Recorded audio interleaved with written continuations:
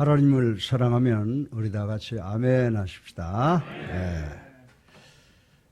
사랑하는 성도 여러분, 어려운 삶 살고 계시죠? 여러분은 여러분의 삶이 무너질 때 여러분의 삶을 어떤 방식으로 회복시키십니까? 세상 사람들은 물질과 권력, 그리고 명예와 인기에, 가족에게, 친구에게, 아니면 주변 사람들에게 소망을 두는 경우가 많이 있습니다.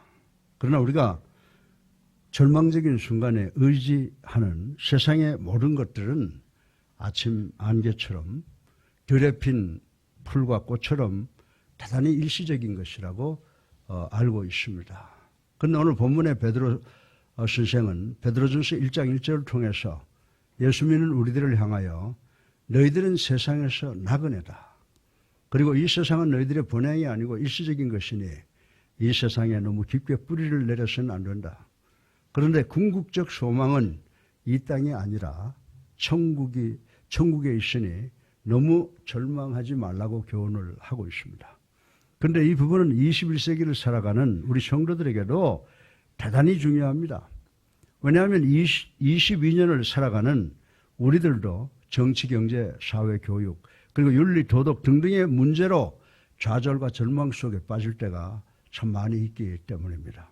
그리고 어떤 분은 자녀, 부부, 가정, 직장, 재정, 그리고 어떤 분은 사업의 문제로 좌절과 절망 가운데 빠져 있는 분들이 많이 계실 줄로 압니다.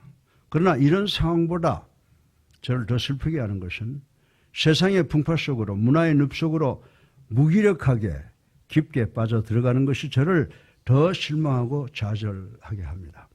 더 나아가서 저는 제 자신에 대해서 더 실망합니다.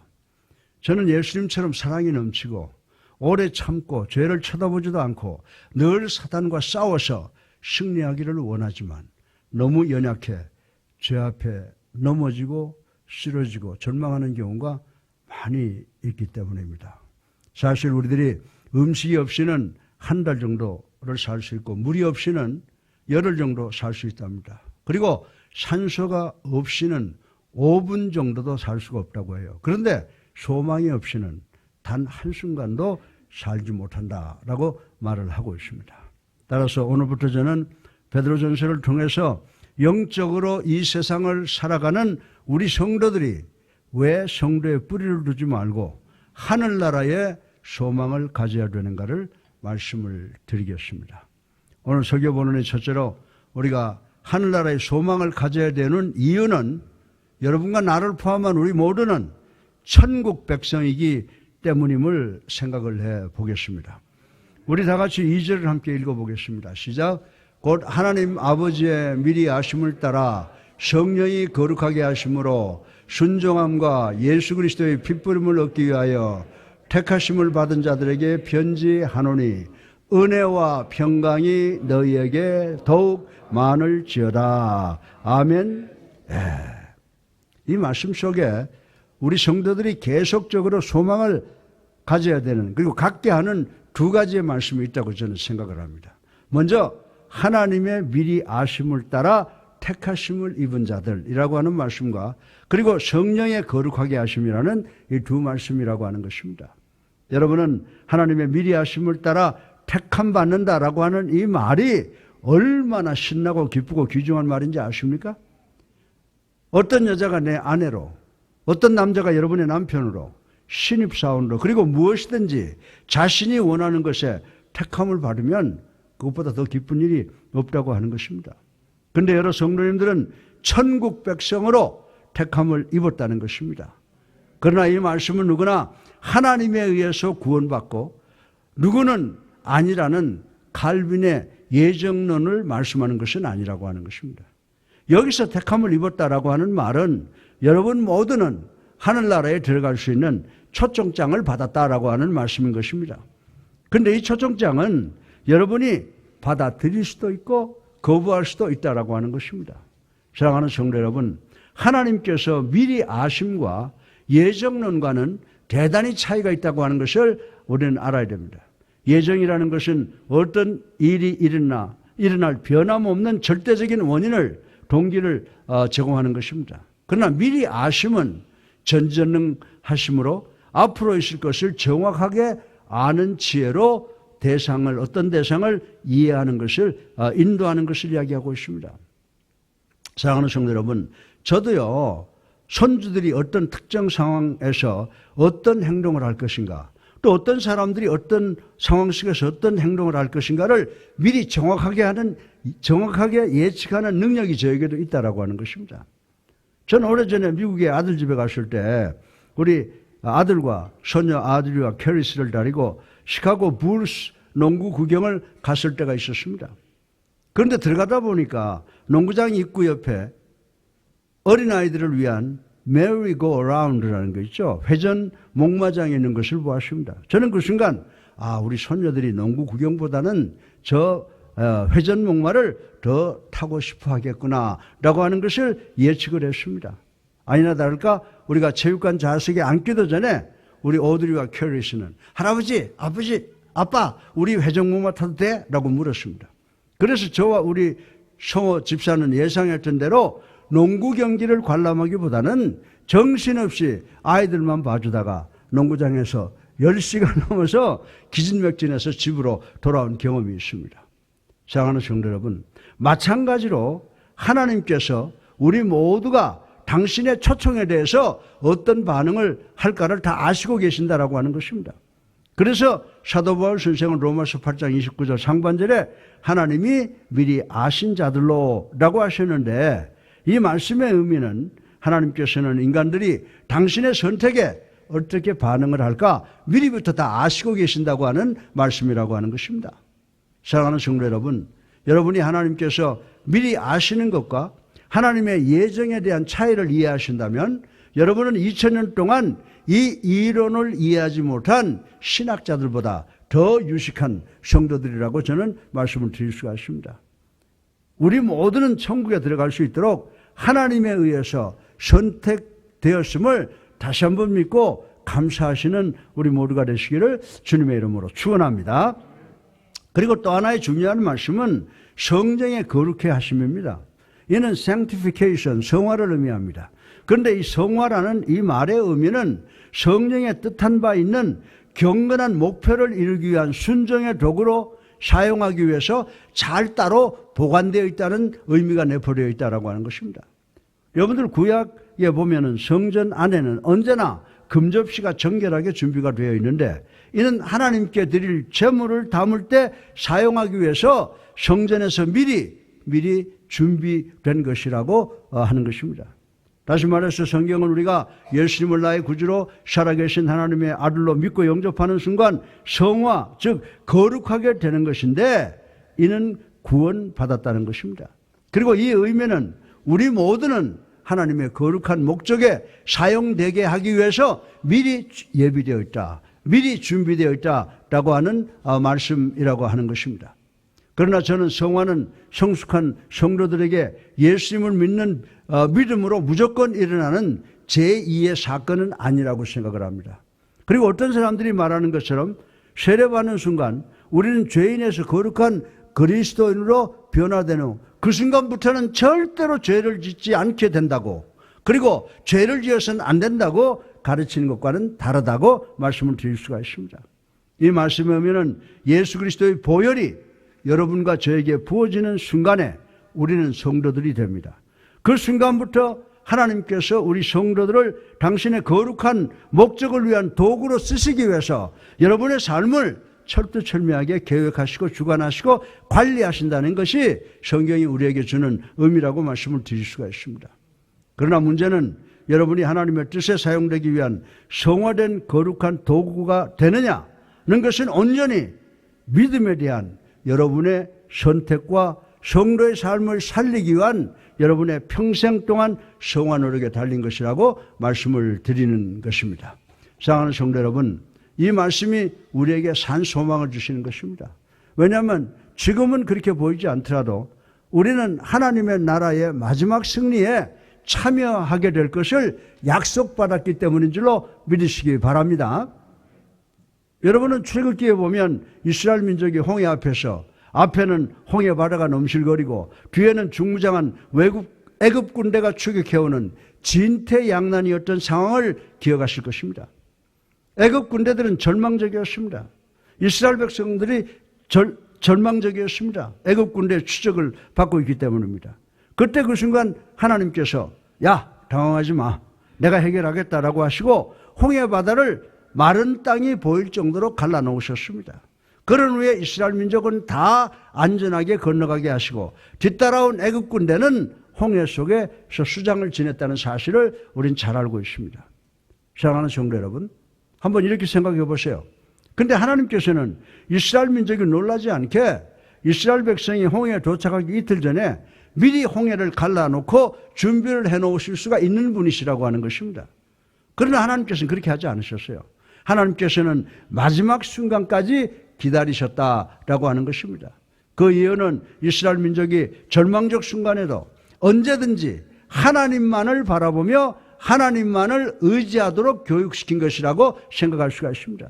그리고 더 중요한 것은 이 위대한 역사를 통하여 하나님 당신께서 영광을 받기 원하시기 때문이라고 말씀을 드릴 수가 있는 것입니다.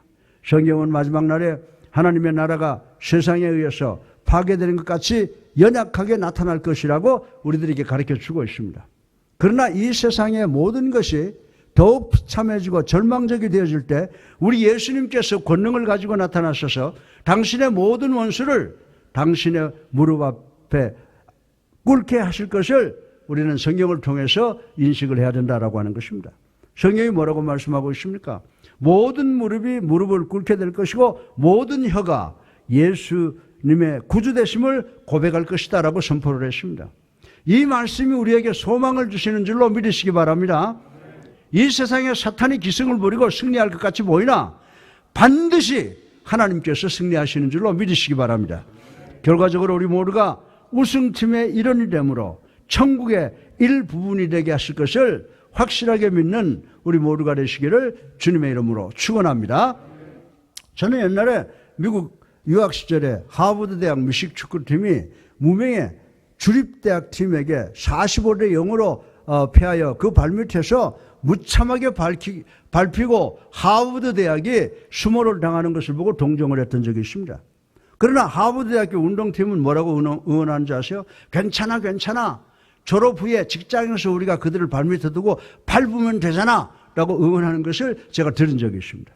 사랑하는 성도 여러분, 이 세상에는 마치 사단이 승리하는 것 같이 보일 수가 있습니다. 그러나 우리 그리스도인들은 실망할 것이 없습니다. 왜냐하면 우리 주님께서 재림하실 때 사단은 주님 발 아래 무릎을 꿇게 될 것을 우리는 성경을 통해서 배워서 알기 때문인 줄로 믿으시기를 주님의 이름으로 축원합니다.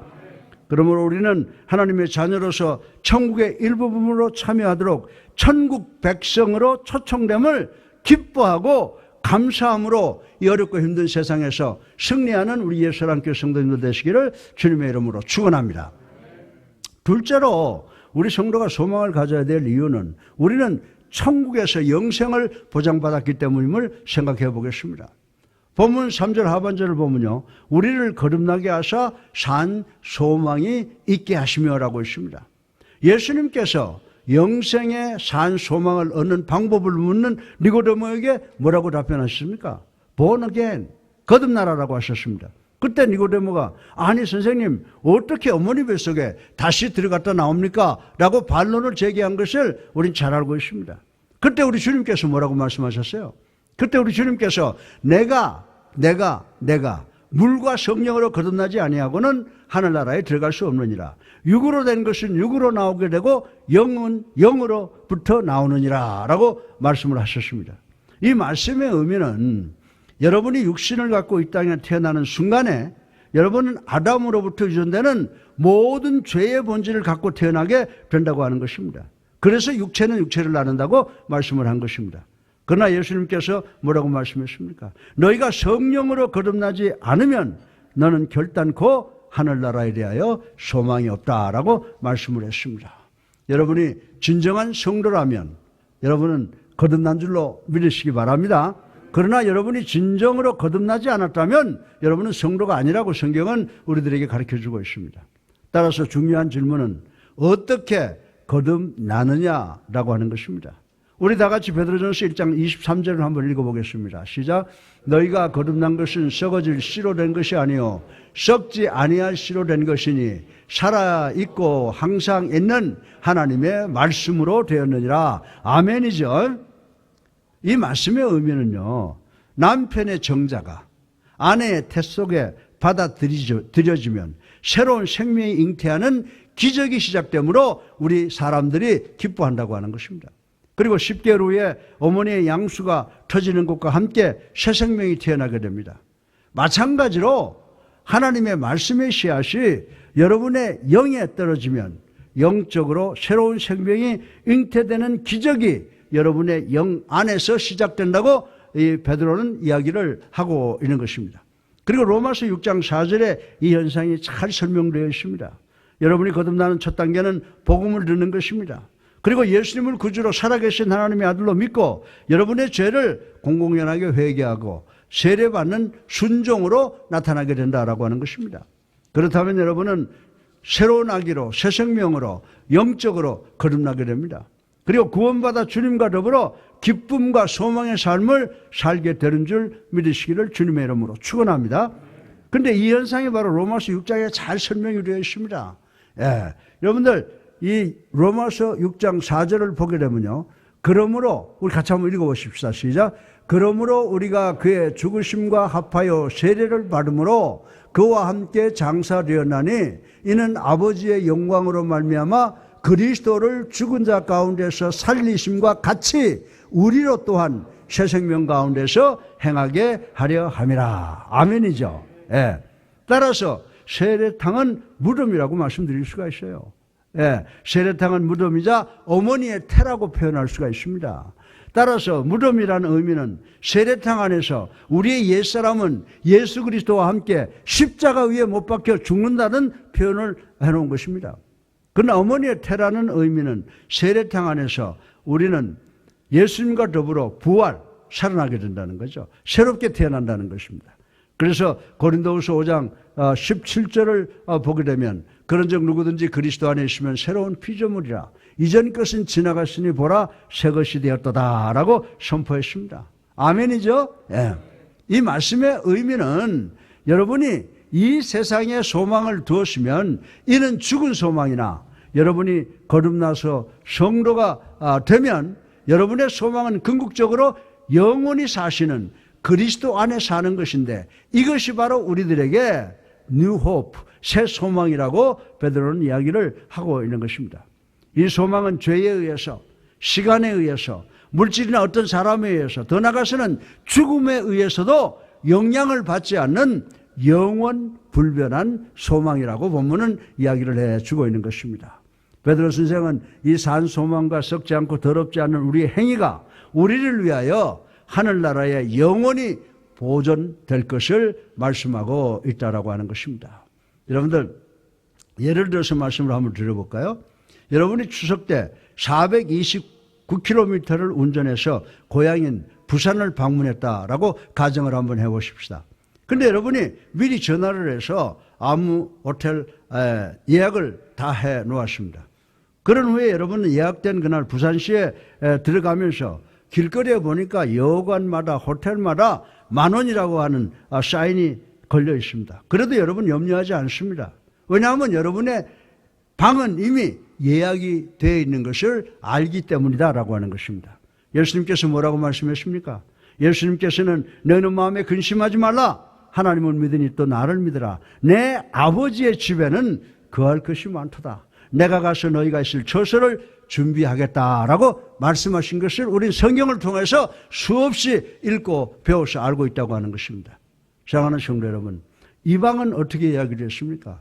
이 방은 예수님께서 당신의 보혈로 예약금을 지불했으므로 우리가 언제든지 들어가기만 하면 예수 믿고 구원받으면 그 구원의 방은 우리를 위해서 준비되어 있다고 하는 말씀인 줄로 믿으시기 바랍니다. 따라서 여러분의 삶이 무너져 내려도 여러분들은 거듭나서 천국의 영생을 소유했다는 이 산 소망은 여러분으로 하여금 여러분의 인생 여정을 계속해서 평안하고 기쁨으로 소망을 가지고 행진케 하는 능력이 된다는 것을 믿는 여러분 되시기를 주님의 이름으로 축원합니다. 세 번째로 우리가 산 소망을 가질 수 있는 이유는 우리 모두는 하나님에 의해서 보호를 받음으로 고통으로부터 제외되기 때문이라고 하는 것을 생각해 보겠습니다. 우리 다 같이 5절을 읽어 보겠습니다. 시작. 너희는 말세에 나타내기로 예비하신 구원을 얻기 위하여 믿음으로 말미암아 하나님의 능력으로 보호하심을 바라느니라. 아멘. 네. 여러분들 이 말씀에서 하나님의 능력으로 보호하심을 입었나니라는 그 말씀의 의미가 여러분들 무슨 말씀인지 아십니까? 예.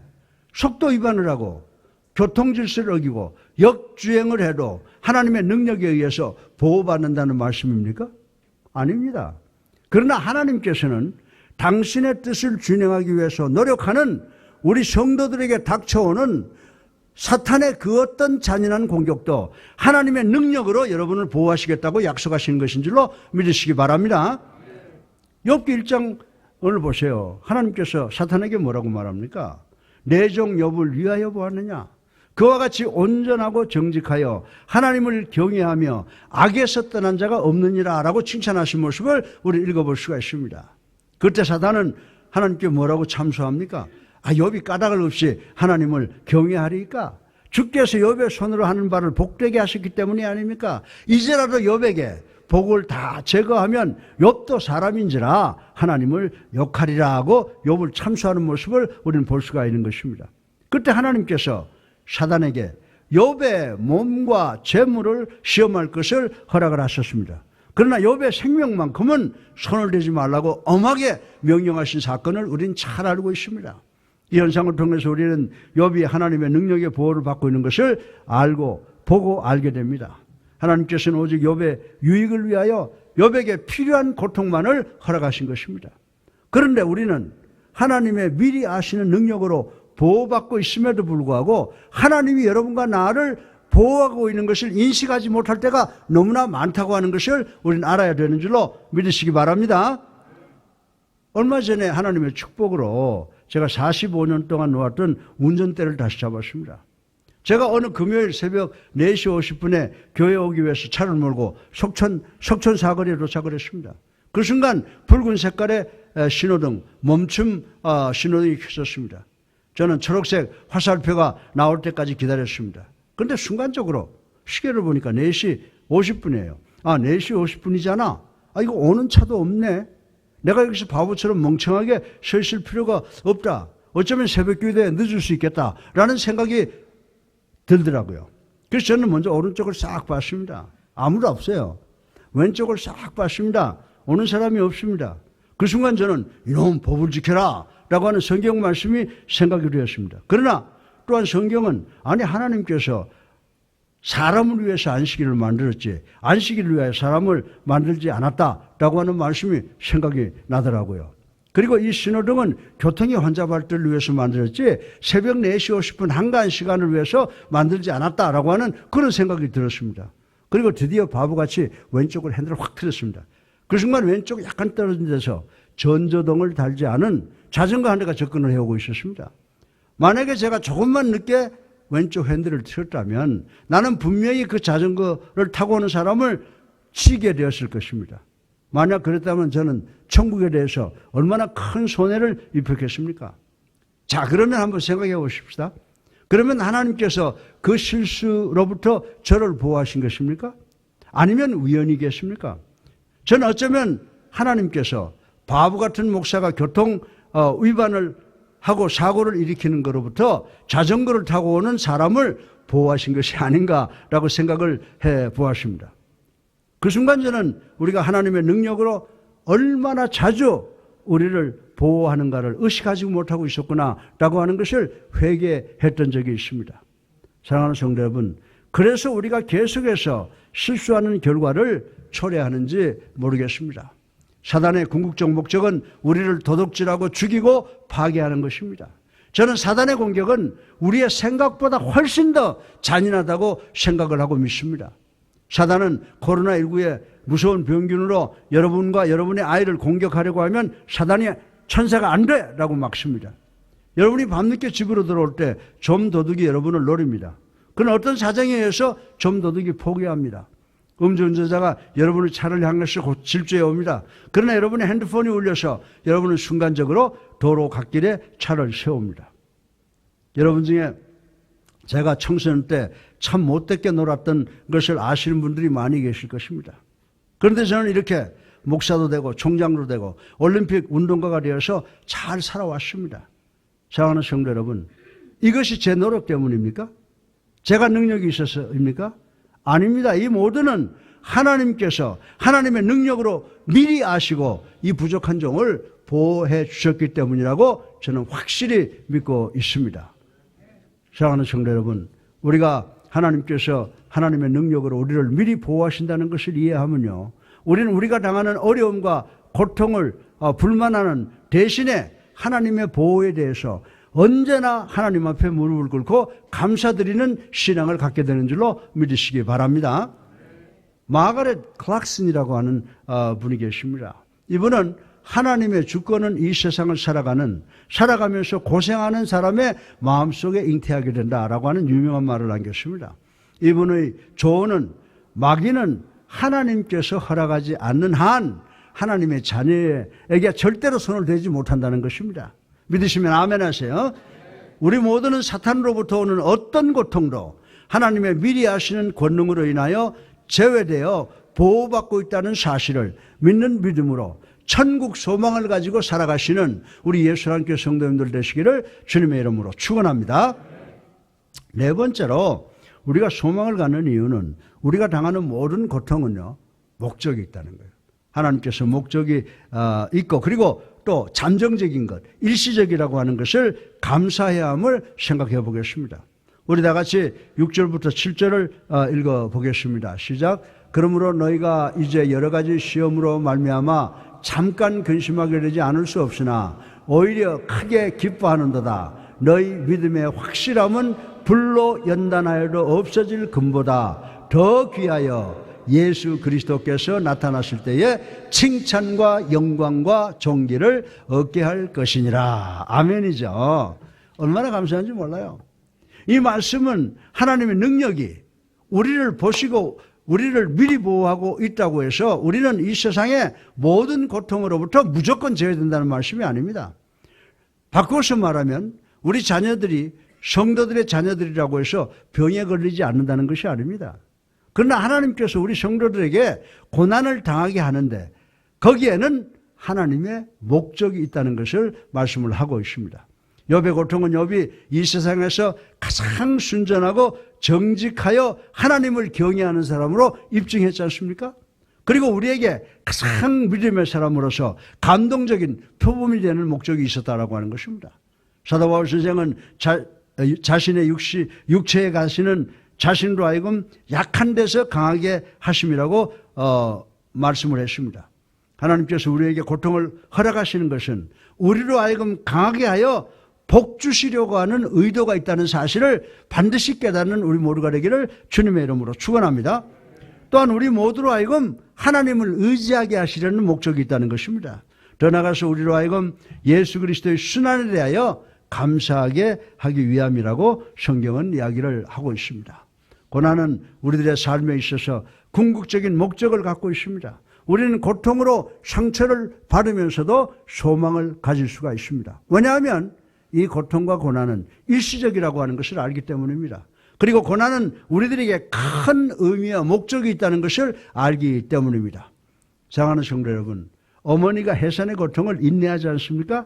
왜냐하면 어머니는 고통의 결과는 기쁨으로 곧 끝날 것을 알기 때문인 줄로 믿으시길 바랍니다.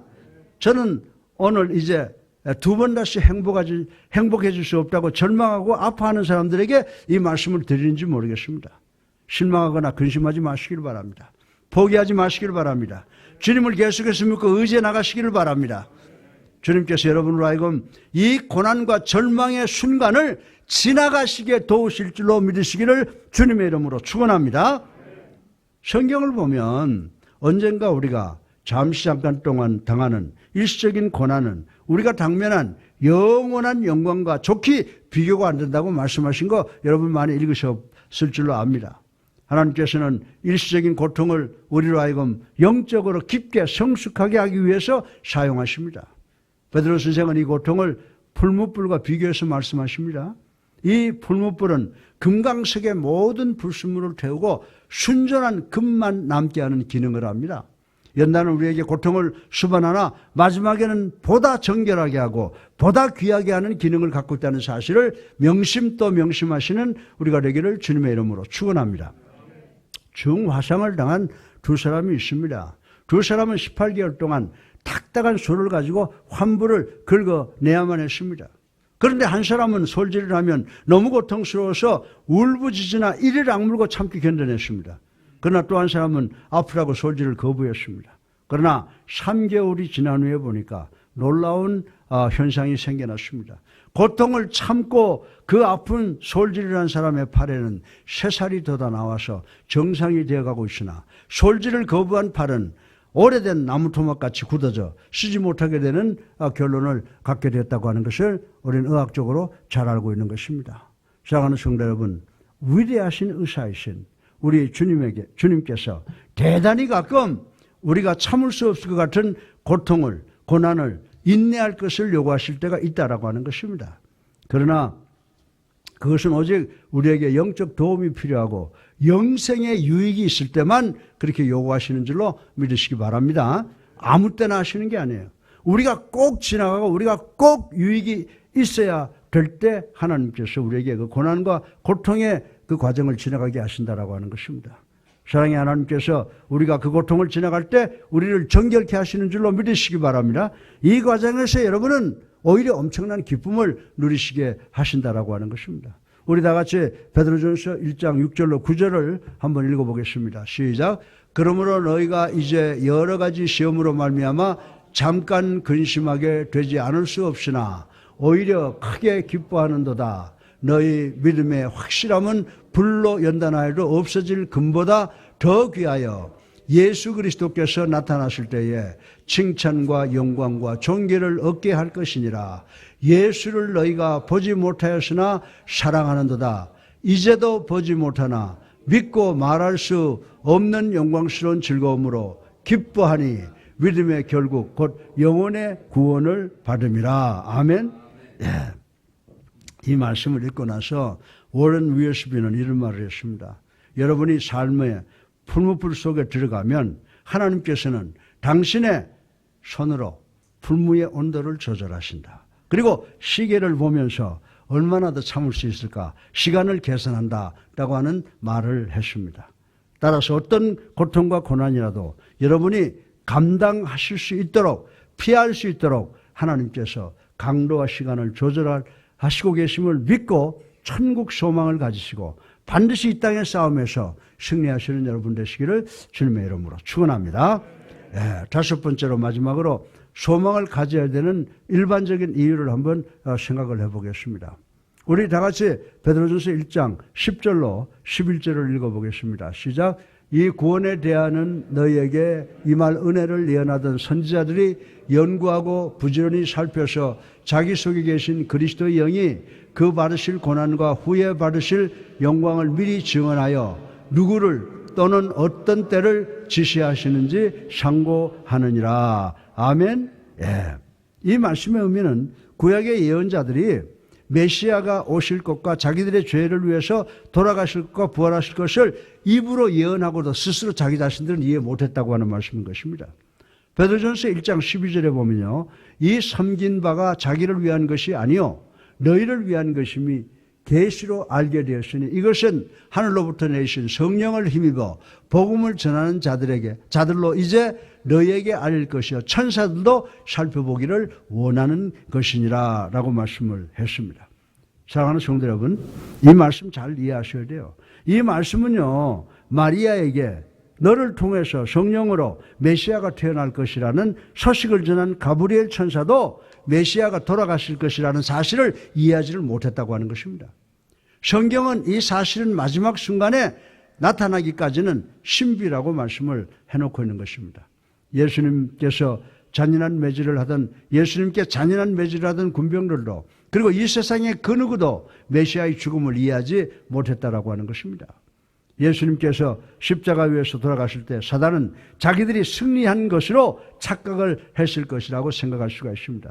그러나 사단은 예수님께서 죽음에서 부활하실 때 비로소 자기들이 영원히 완패한 패배를 했다는 것을 깨닫게 되었다고 성경은 이야기를 하고 있는 것입니다. 여러분들 요한계시록 12장 12절 우리가 같이 한번 읽어보겠습니다. 시작. 그러므로 하늘과 그 가운데에 거하는 자들은 즐거워하라. 그러나 땅과 바다는 화했을진저 이는 마귀가 자기의 때가 얼마 남지 않은 줄 알므로 크게 분내어 너희에게 내려갔음이라 하더라. 예. 여러분들 그러나 기뻐하시기 바랍니다. 하나님께서는 예언자들과 천사들과 사탄들에게까지도 숨겼던 사실을 우리 성도들에게는 보여주셨다고 하는 것입니다. 다시 말해서 우리는 예수 그리스도께서 왜 돌아가셨는가를 이해합니다. 예수님께서 여러분과 나 우리의 죄를 대속하기 위해서 십자가에서 돌아가셨습니다. 예, 우리의 죄가 예수님 앞에 펼쳐졌습니다. 예수님께서 징계를 받으심으로 우리가 평화를 누리게 되었습니다. 예수님께서 상처를 받음으로 우리가 나음을 받은 줄로 믿으시기 바랍니다. 여기에 중요한 점이 있습니다. 그 마지막 순간은 예수님께서 치욕적인 절망의 순간이었지만은 죄와 사망을 정복하는 영광의 순간이 되었다라고 하는 것입니다. 그런데 우리 모두는 예수님의 제자들이 아닙니까? 만약에 우리의 마지막 시간에 하나님께서 당신을 사랑하는 자들, 곧 그의 뜻대로 부르심을 입은 자들에게 모든 것이 합력하여 선을 이루게 하시는 사건이라고 하는 것을 우리는 알아야 된다라고 하는 것입니다. 그러면 우리에게 다가오는 모든 고통과 고난은 목적이 있고 일시적이라고 하는 것을 알게 됩니다. 그리고 이 고통과 고난의 순간은 우리의 기쁨의 순간이 되며 그리고 우리의 소망이며 궁극적으로 하나님의 영광이 되는 순간인 것을 믿는 우리 예수님께 성도님들 되시기를 주님의 이름으로 축원합니다. 결론입니다. 닉슨 대통령 측근으로 아주 천재로 유명했던 척 홀슨이라고 하는 사람이 있습니다. 이 사람이 예수 안 믿던 사람이에요. 그런데 이 사람이 워터게이트 사건 때문에 영창에 가 있으면서 믿는 사람이 돼서 Born Again이라고 하는 책을 썼습니다. 다시 말해서 거듭난 것이라고 하는 책을 썼습니다. 그때 이 순간에 이 사람이 이야기를 했습니다. 자기가 영창에 들어가 있는 순간은 가장 치욕스러운 절망적인 순간이었다고 고백을 했습니다. 그러나 그는 그 절망의 순간에 가장 겸손하게 되었고 예수님을 그리스도로 살아계신 하나님의 아들로 영접함으로 성도가 되는 축복을 받게 되었다고 간증을 했습니다. 그리고 척 홀슨이 교도소에 간 사건은 가장 치욕적인 사건인데 그 사건은 그에게 영광의 순간이 되었다고 하는 것입니다. 그리고 척 홀슨은 현재 교도소 선교에 세계적인 대가가 되어 있다고 하는 것을 우리는 잘 알고 있는 것입니다. 그리고 미국의 그 유명한 TV 그 토킹 프로그램이 있죠. 레리 킹이라고 하는 사람이 사회하는 그 대담 프로에 마사 스튜어드라고 하는 유명한 여성 사업가가 나와서 자기 자랑을 했습니다. 그런데 그 다음 주에 프로그램에 다이빙을 하다 목을 다쳐서 전신장애자가 된 조니 에릭슨 타라가 출연을 했습니다. 마사 스튜어드는 돈과 명예와 권위가 인생의 최고라고 외쳤고 수많은 여성의 영웅이었다고 하는 것입니다. 그러나 그녀는 곧 그 다음 주에 돈 때문에 교도소에 끌려가게 되었습니다. 그러나 다이빙 선수였던 조니 에릭슨 타라는 사고로 경추, 목 이하를 쓰지 못하므로 전신장애자로서 감옥에 갇혀 있었습니다. 그러나 입으로 붓을 물고 성화를 그림으로써 세상은 이 중증 장애자로부터 엄청난 영향을 받고 있었습니다. 저는 두 사람의 인터뷰를 본 후에 조니 에릭슨 타라와 마사 스튜어드가 완전히 다른 사고와 철학과 가치관과 믿음을 가지고 있었던 것을 알게 되었습니다. 그런데 조니는 이렇게 고백합니다. 나는 동정이나 돈을 받기 위해서 절대로 내 입을 사용해서 그림을 그리지 않습니다. 나는 다른 장애자가 나를 보고 만약에 하나님께서 저 여자에게 저런 능력을 주시면 나에게도 주실 수 있다고 믿는다. 나도 저렇게 할 수 있다라고 위로와 격려를 받기를 원합니다. 라고 했습니다. 그리고 입으로 붓을 물고 그림을 그린다는 것은 대단히 고통스럽습니다. 그러나 지금은 내 입이 내 손의 역할을 하므로 내 입이 수많은 그림을, 성화를 그렸습니다. 저는 지금 천국에 빨리 가고 싶습니다. 왜냐하면 천국에 가면 내가 그림 그릴 수 있는 손이 있기 때문입니다. 내가 천국 갈 때 만약 가능하다면 이 휠체어를 가지고 가고 싶고 나는 주님께 꼭 드릴 말씀이 있습니다. 주님, 제가 이 휠체어에 앉아서 약해지고 절망할 때마다 저는 더 주님을 의지했습니다. 주님, 나는 이 휠체어 위에서 당신을 의지하면 할수록 나는 더 강해지는 나 자신을 발견할 수가 있었습니다. 주님께서 나에게 무서운 고난을 주셨지만 그것은 저에게 축복이었습니다. 감사합니다 라고 말하고 싶다고 인터뷰를 했습니다. 저는 이 고백을 듣는 순간 하나님, 제게 조그만 일로 불평한 것을 용서하여 주시옵소서. 내가 어떤 고통을 당하더라도 조니 에릭슨 타라와 같은 영성을 갖게 도와주시옵소서. 그리고 당신은 앞으로 더 가까이 나가게 해 주시옵소서라고 간절히 회개 기도를 드렸던 적이 있습니다. 사랑하는 성도 여러분, 하나님께서 여러분 모두가 하나님 앞에서 하나님의 말씀을 듣고 하나님을 위하여 성결하게 예비된 준비물이 되게 하기 위해서 여러분을 선택하신 줄로 믿으시기 바랍니다. 하나님께서는 여러분을 위하여 천국의 집을 예비하셨습니다. 하나님께서는 여러분이 소망을 이 땅으로부터 천국으로 옮기시기를 원하시고 계십니다. 따라서 여러분 모두가 오늘 이 시간 세상의 모든 소망을 우리 주님께 옮김으로 천국에서 누릴 영생 복락의 소망을 예비하시는 여러분 되시기를 주님의 이름으로 축원합니다.